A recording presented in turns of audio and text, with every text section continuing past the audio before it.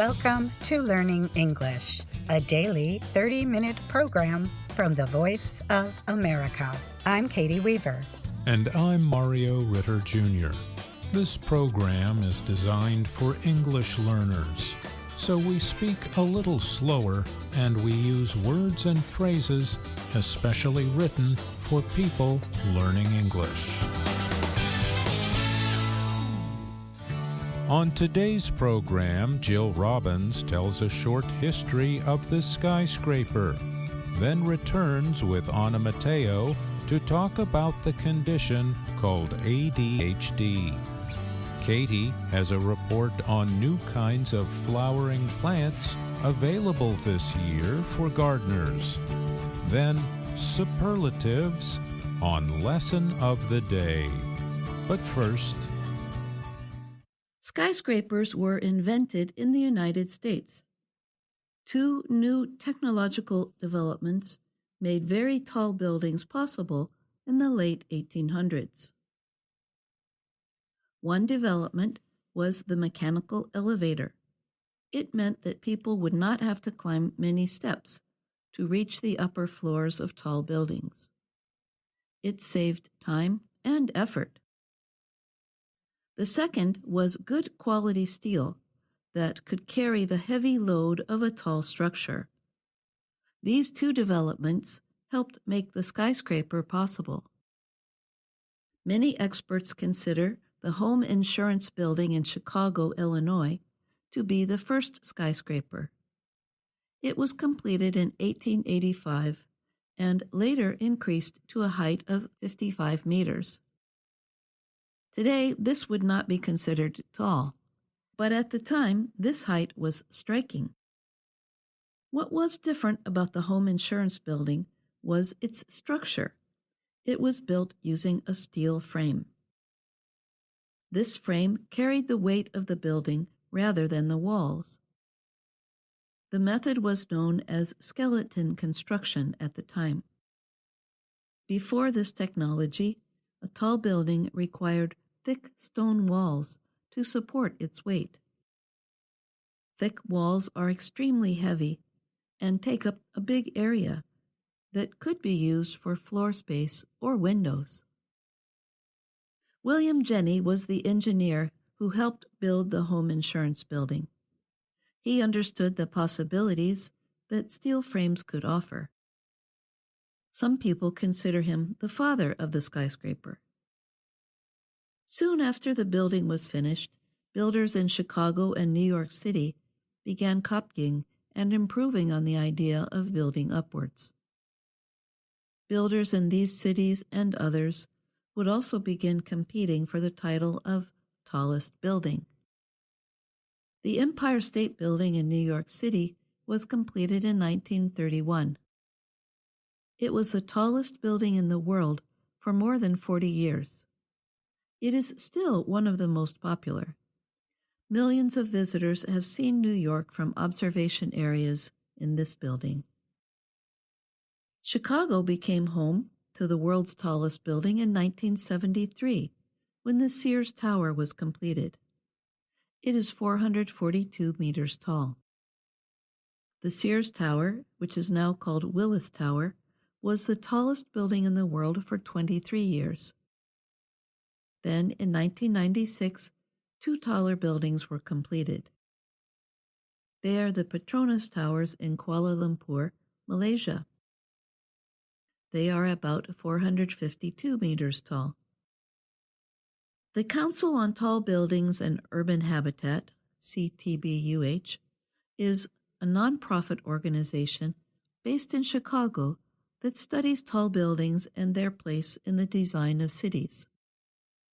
CTBUH supports tall buildings as a way to create more sustainable cities to live in. The group publishes a list of the world's tallest buildings. Today, the Burj Khalifa in Dubai is considered the tallest building at 828 meters. The tallest building in the United States and North America is One World Trade Center in New York, which replaced the two towers of the World Trade Center destroyed in the terrorist attacks against the United States in 2001. One World Trade Center stands at 541 meters. I'm Jill Robbins.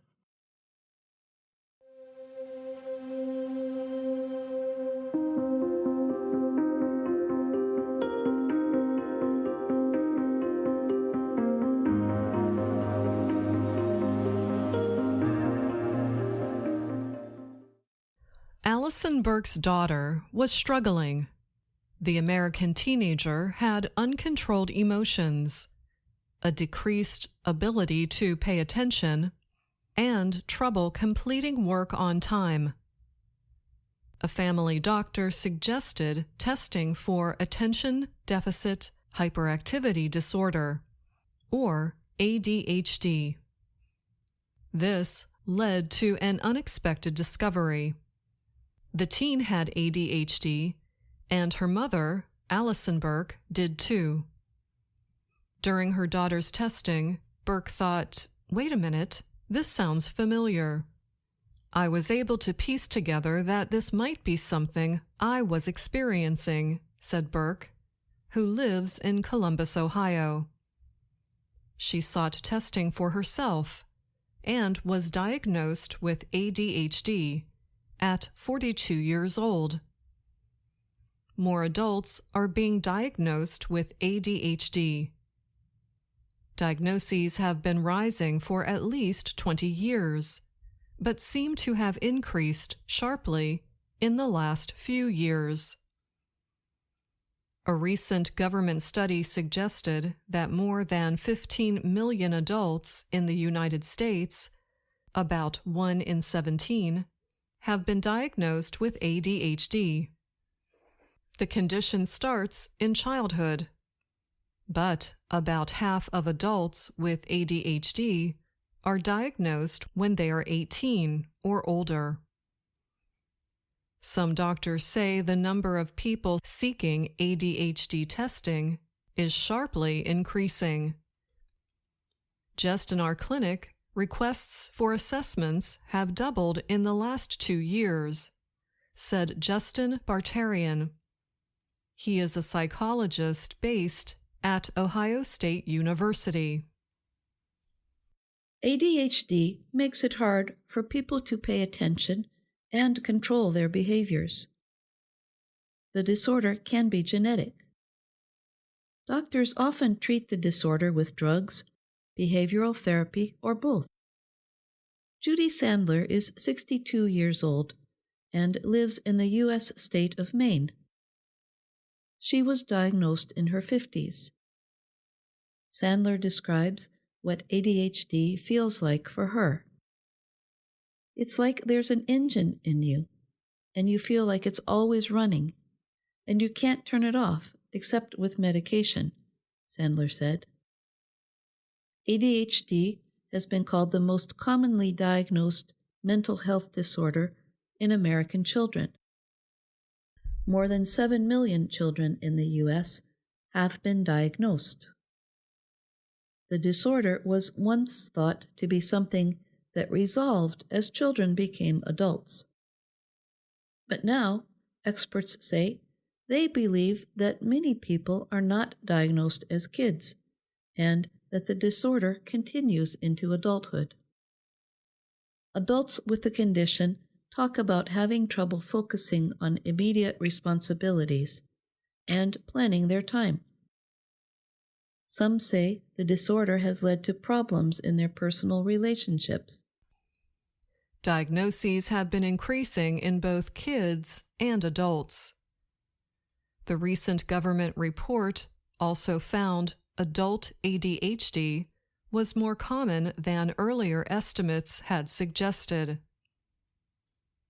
We haven't had federal adult ADHD data in a long time, said Angelica Clausen. The U.S. Centers for Disease Control and Prevention researcher was one of the study's writers. There were signs of the rise, she added. Increasing demand for ADHD medication led to severe shortages after the COVID-19 pandemic hit in March 2020. A 2023 study showed the rise in prescriptions, or doctor's orders for such medication, was notable in adults, especially among women. ADHD diagnoses and medication were increasing before the pandemic. This is partly because of a change in general diagnostic measures in 2013. Those changes expanded the definition of ADHD and reduced the number of signs or symptoms required for diagnosis. But cases really seemed to increase in 2020, when schools closed and many adults were forced to work from home. It's very difficult to focus when you are home and you have kids, Clausen said. She said such conditions may have worsened ADHD symptoms in people with less severe cases. Experts say that it was long believed that ADHD was underdiagnosed in adults. Now, experts debate about whether it has become overdiagnosed. There is no blood or brain test for the disorder. Experts say it is diagnosed when symptoms cause ongoing problems in more than one area of life, and when those symptoms began in early childhood. Experts say the best way professionals diagnose ADHD is by getting careful histories from patients and from people who know them. They also might test a patient's memory and ability to focus. But getting an appointment with a mental health professional can take months, and assessments can cost thousands of dollars. Many people turn to family doctors. People also take online diagnostic tests, some of which are linked to health companies that prescribe medications. There is a wide variability in this country in how people diagnose, how strict they are, and who they diagnose, said Margaret Sibley. She is a psychologist at University of Washington. The American Professional Society of ADHD and Related Disorders is preparing a set of diagnosis and treatment guidelines for American health professionals who treat adults. Sibley is leading the work on the guidelines, which the organization expects to release later this year. I'm Anna Mateo. And I'm Jill Robbins.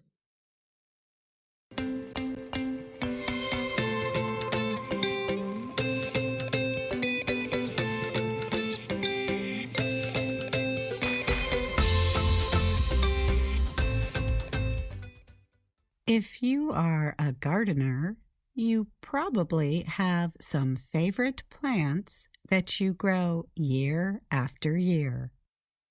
But you might also like to try new plants sometimes. Gardening expert Jessica Damiano recently reported for the Associated Press about one way to find new plants that might appeal to growers. Each year, the independent nonprofit organization All America Selections, or AAS, enlists more than 80 horticultural professionals from around the United States and Canada to serve as plant trial judges. Today, we share newly developed flowering plants meant to improve the appearance of your garden. Celosia flamma pink is an upright flowering plant. This pink variety is the latest introduction in the Flamma celosia series. It is a small, easy-to-grow celosia noted for strong blooming and vibrant, long-lasting flowers. Judges praised its good performance even in hot and humid weather. It also lasts a long time in a container after it is cut. The plant is bred by Clover Seed Company. Vinca Sphere Polka Dot is a flat, wide-petaled flower. Judges call this vinca variety resilient and beautiful. With a naturally tightly grouped, rounded appearance, the plant blooms throughout the summer. It grows well in hot, dry conditions and has good disease resistance and durability against heavy rain and storms. It is bred by Miyoshi and Company. Zinnia Crestar Mix combines the best crested zinnias in one seed pack. The pink, orange, red, white, peach, and yellow flower blends well for mass plantings and succession sowing. Succession sowing means growing several plants that bloom in different seasons in your garden. Zinnia Crestar Mix can also provide a continuous supply of cut flowers during summer. The sun-loving plants also tolerated heat and humidity well in the trials. It is bred by Takai Europe. Dahlia Black Forest Ruby has ruby red flowers that show up nicely against dark-colored leaves. The disease-resistant plant impressed judges with its overall durability. It was bred by Takai Europe BV. Dianthus interspecific Capitan magnifica is a new dianthus plant. It thrived through the test garden's summer heat. Its pink flowers that grow on long stems can be used as cut flowers. Cutting the plants back after their first bloom can result in strong new growth and better flower production. This dianthus was bred by Selecta 1. Marigold Mango Tango is a marigold that has two colored blooms, yellow and red. The small, strong plants provide nonstop color over an extended season. The variety was honored by European judges. It can be used for plantings in garden borders and in containers. Ernst Beneri of America bred this variety. Nasturtium Baby Gold, Nasturtium Baby Red, and Nasturtium Baby Yellow were also praised by European judges. These new small nasturtiums produce golden yellow, rich red, and soft yellow flowers that look pleasing next to their dark green leaves. The judges praised their uniformly small appearance. Takai Europe BV bred these flowers. Petunia Deco Max Pink is easy to grow and grows quickly. These spreading, flat blooms excited the judges during summer trials. Flowers covered the plants throughout the season and held up well against heavy rain and bad weather. It was bred by Syngenta Flowers. We hope this list provides you with ideas for your garden planting wherever you are. I'm Katie Weaver.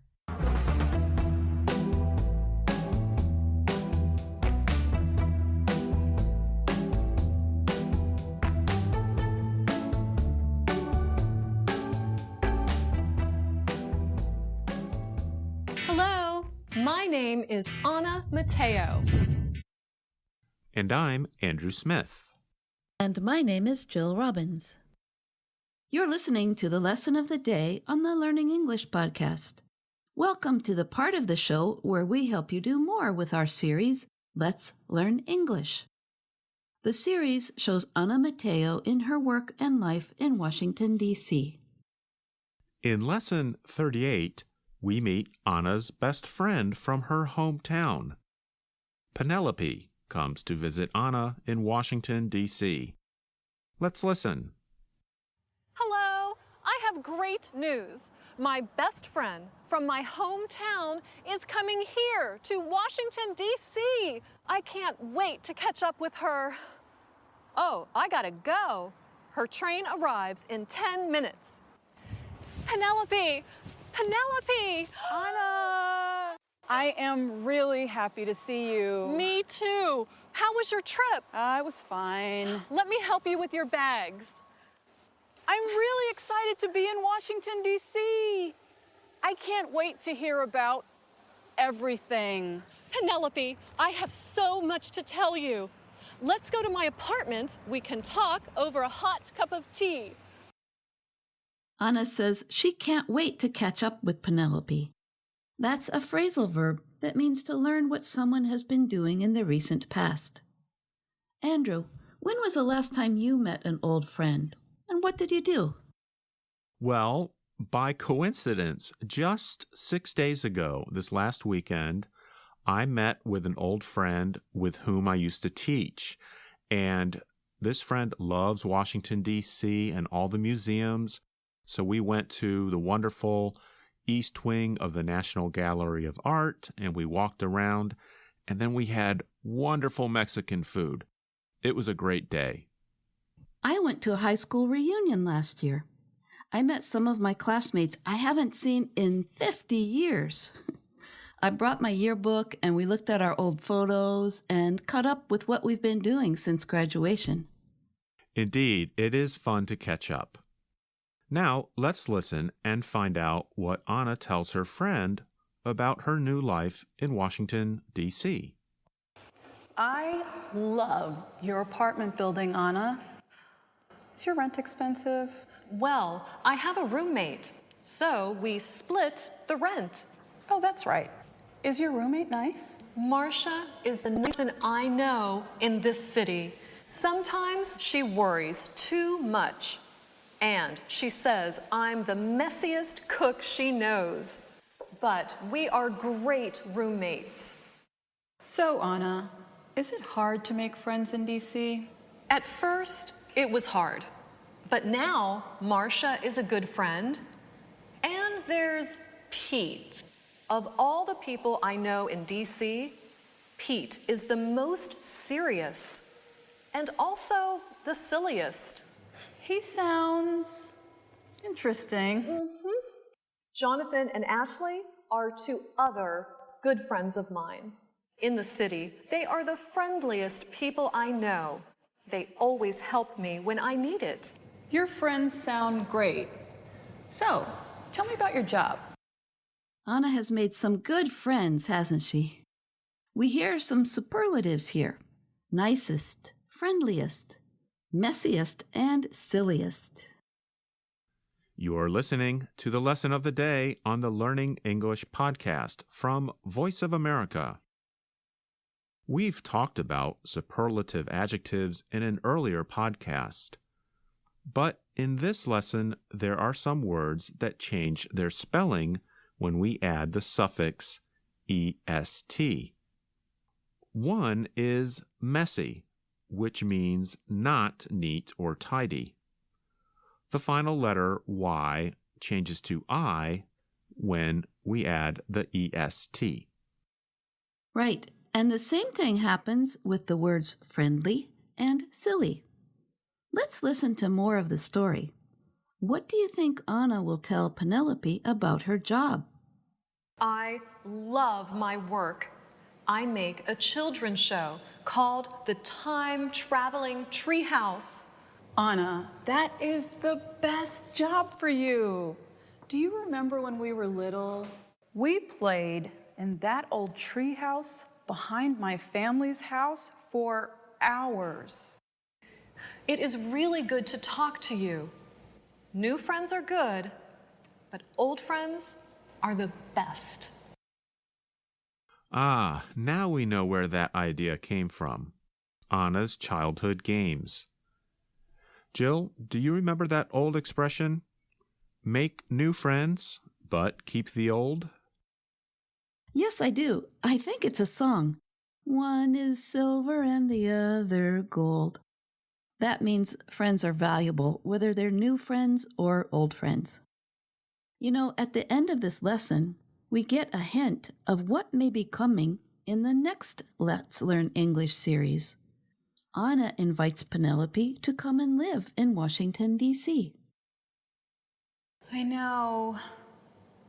Our hometown isn't the same now. You are not there.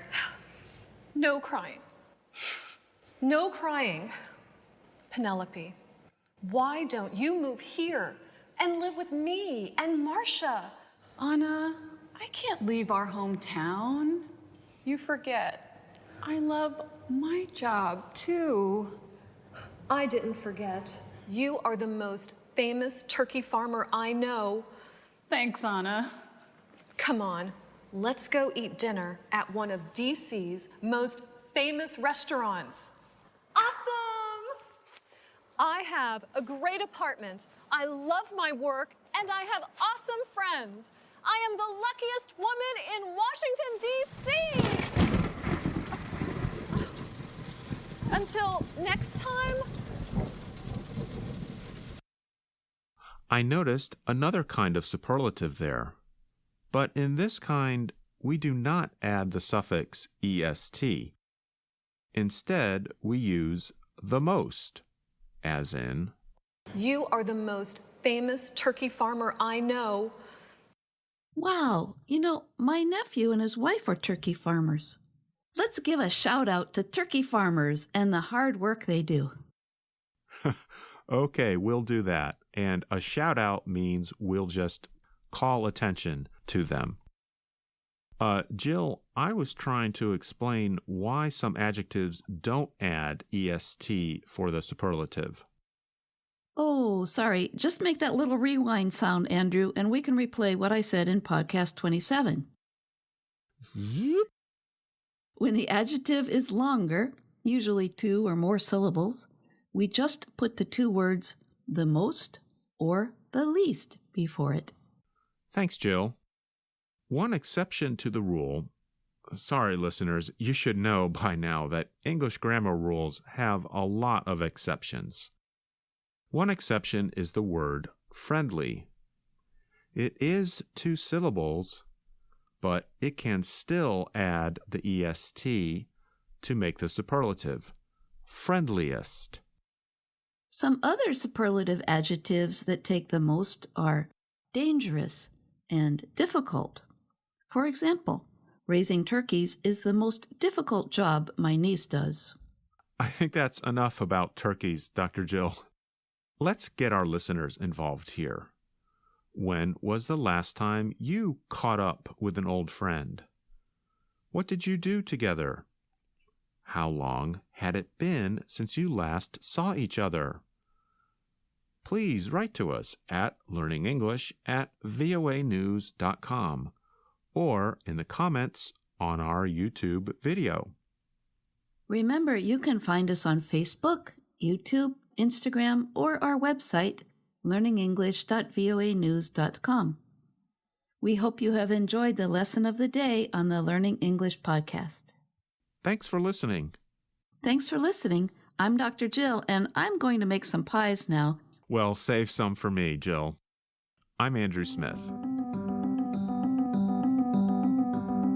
And that's our show for today. But join us again tomorrow to keep learning English on the Voice of America. I'm Katie Weaver. And I'm